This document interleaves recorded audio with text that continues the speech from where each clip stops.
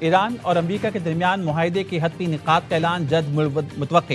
العربیہ نے دعویٰ کیا ہے پاکستان سے اہم شخصیات کے ایران کے دورے پر روانگی کا بھی امکان ہے۔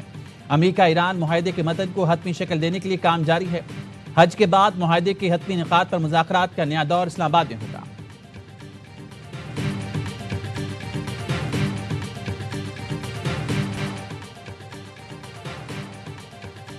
ایران امریکہ مستقل جنگ بندی کا مشن۔ وزیر داخلہ محسن نقوی اہم پیغام لے کر دوبارہ ایران پہنچ گئے۔ ایرانی صدر سے ملاقات۔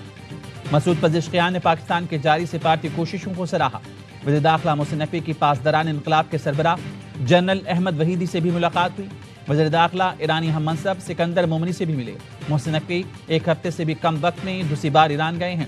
محسن نقوی ایران کا 3 روزہ دورہ مکمل کر کے حال ہی میں وطن واپس پہنچے تھے۔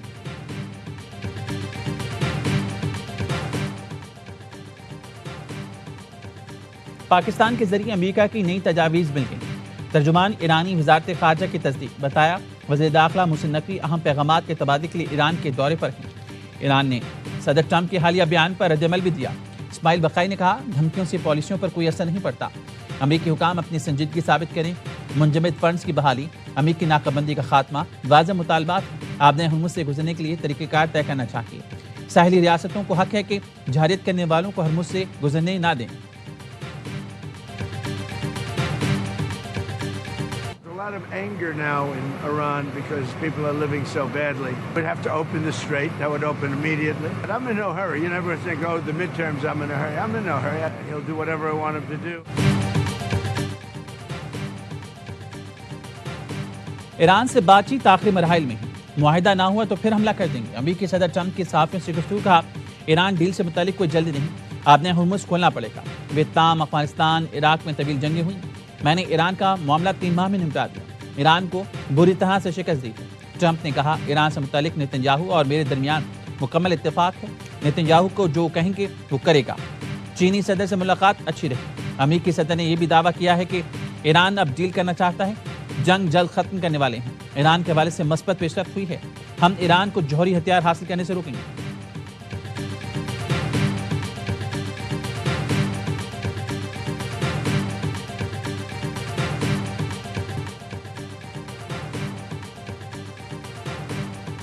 ایران نے جنگ کو ٹالنے کے لیے ہر راستہ تلاش کیا ہے۔ تہران نے مسلسل اپنے وعدوں کی پاسداری کی ہے۔ ایرانی صدر مسعود پزشکیان کے ایکس پوسٹ لکھا ایران کی جانب سے تمام راستے اب بھی کھلے ہیں۔ دباؤ ڈال کر ایران کو ہتھیار ڈالنے پر مجبور کرنا محض خام خیالی ہے۔ سفارتکاری میں باہمی احترام جنگ سے زیادہ دانشمندانہ راستہ ہے۔ باہمی احترام پر مبنی سفارتکاری زیادہ محفوظ اور پائیدار ہے۔ اگر دشمن نے دوبارہ حملے کیے تو جنگ خطے سے باہر پھیل جائے گی۔ ایرانی پاسداران انقلاب نے خبردار کر دیا۔ بیان میں کہا امریکہ اور اسرائیل نے اسٹریٹجک ناکامیوں سے کوئی سبق نہیں سیکھا۔ امریکہ پھر دھمکیوں کی زبان استعمال کرا۔ ہم نے دشمن کے خلاف ابھی اسلامی انقلاب کی صلاحیتیں استعمال نہیں کی۔ ہمارے حملے ایسے مقامات تک پہنچیں گے جن کا آپ تصور بھی نہیں کر سکتے۔ ہماری طاقت میدان جنگ میں دیکھیں گے۔ ہم جنگی لوگ ہیں، خیالی بیانات اور آن لائن باتوں پر یقین نہیں رکھتے۔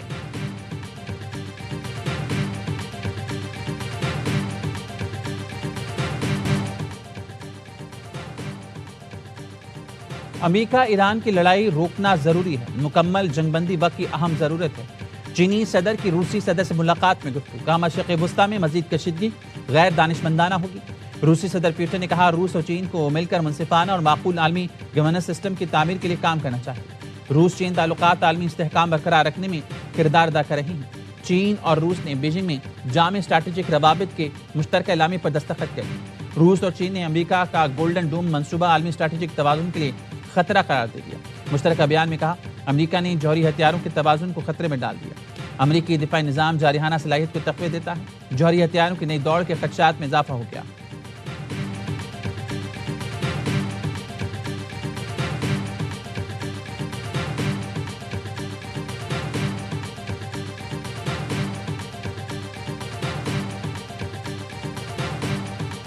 We deeply appreciate China's consistent support for Pakistan's sovereignty and territorial integrity.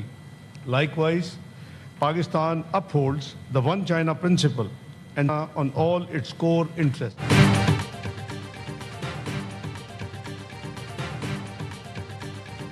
Pakistan نے امریکہ اور ایران میں کشیدگی کم کرنے کے لیے کردار ادا کیا. امن کے لیے علاقائی ملکوں کے ساتھ مل کر کام کر رہی ہیں. چین نے ہمیشہ پاکستان کی سلامتی اور خود مختاری کی حمایت کی ہے. نائب وزیر اعظم اسحاق ڈار کا سینٹ میں اظہار خیال. کہا پاک چین تعلقات باہمی احترام اور اعتماد پر مبنی ہیں. پاکستان ون چائنا پالیسی پر پوری طرح کاربند.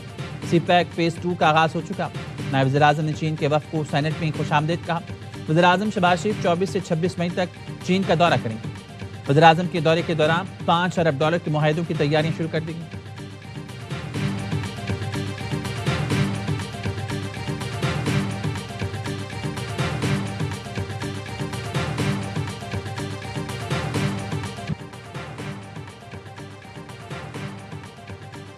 سعودی عرب کی جانب سے پاکستان کی ثالثی کوششوں کی تعریف. وزیر خارجہ فیصل بن فرحان نے کہا امریکی صدر ٹرمپ کے سفارتکاری کی موقع فراہم کرنے کے فیصلے کو سراہتے ہیں.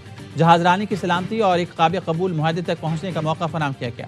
امید ہے ایران کشیدگی کے خطرناک نتائج سے بچنے کے لیے موقع سے فائدہ اٹھائے گا. توقع ہے تہران مذاکرات کو آگے بڑھانے کی کوشش کا فوری جواب دے گا.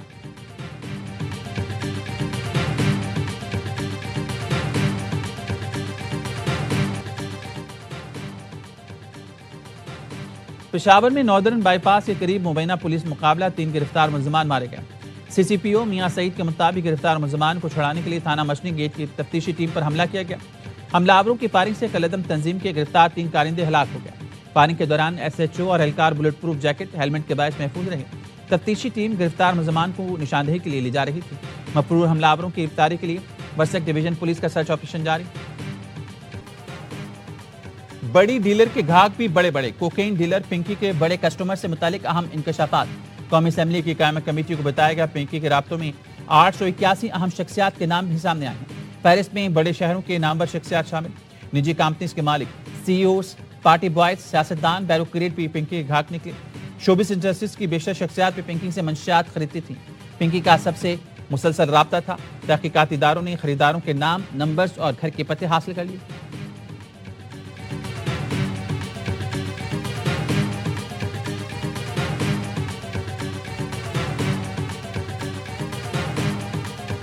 ہمارے پارٹ پہ ایسی کوئی بات بھی نہیں ہوئی.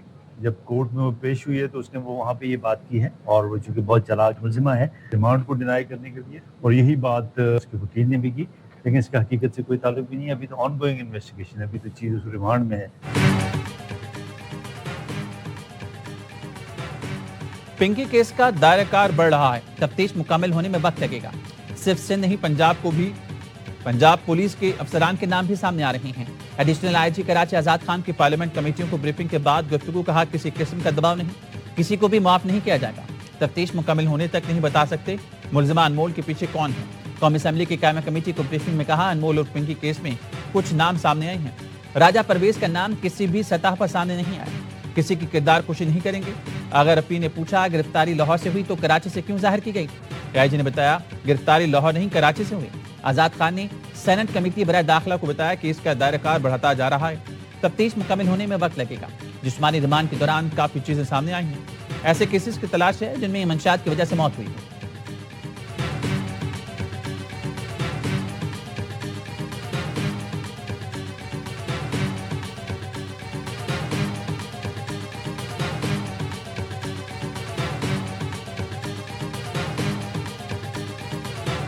خاتون جس کو ڈرگ سپلائی کرنے کے الزام میں گرفتار تھی، وہ جب کورٹ میں آئی اس نے میرا نام لیا. بے داغ زندگی گزاری ہے. میں اس ہاؤس کا 4تھی بار ممبر ہوں. ہر پاکستانی شہری کا حق ہے جب تک اس پر کوئی الزام ثابت نہ ہو سکے اس کی کردار کشی نہیں ہونی چاہیے.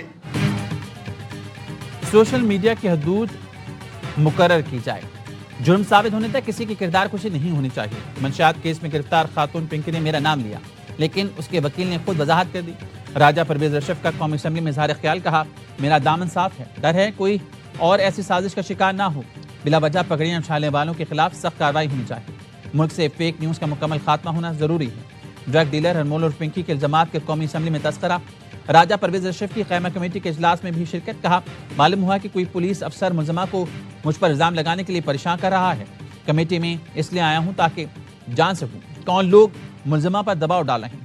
وزیر قانون اعظم نذیر طاہر کہتے ہیں مجرم اپنے کیس سے توجہ ہٹانے کے لیے اس طرح کے حربے استعمال کرتے ہیں. سندھ پولیس سے کہوں گا ملزمہ کو خاموشی سے عدالت لائیں. انہیں جو کہنا ہے عدالت میں کہیں بغیر تحقیق چیزیں باہر نہیں آنی چاہیے۔ اسپیکر قومی اسمبلی نے منشیات فروشوں کے خلاف سخت قانون سازی کی اپیل کی۔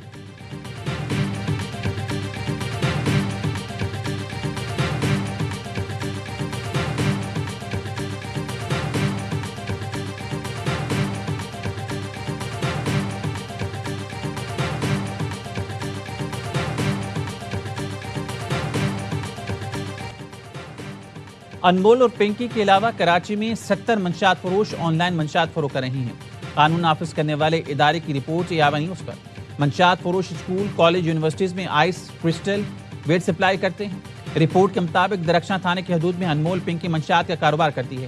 تھانہ صدر کی حدود میں سمیرہ عرف بیبی، تھانہ سائٹ 1 کی حدود میں 2 خواتین لال جان اور مہر النساء عرف بیبل منشیات کا نیٹ ورک چلا رہی ہے۔ ڈسٹرکٹ ساؤتھ میں 45، ڈسٹرکٹ سٹی میں 3، ڈسٹرکٹ ملیح 2، ویسٹ 5، ایسٹ اور کماڑی میں 4، ڈسٹرکٹ سینٹرل میں 7 ڈیلر آن لائن منشیات کا کاروبار کر رہے ہیں۔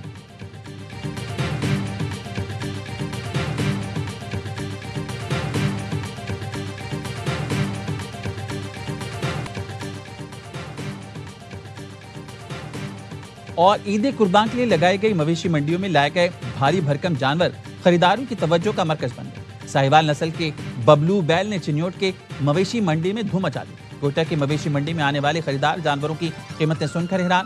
دادو کی مویشی منڈی میں خریداروں کو تگڑے اور خوبصورت جانوروں کی تلاش۔ ڈیرہ اسماعیل خان کی مویشی منڈی میں بھی بھاؤ تاؤ جاری۔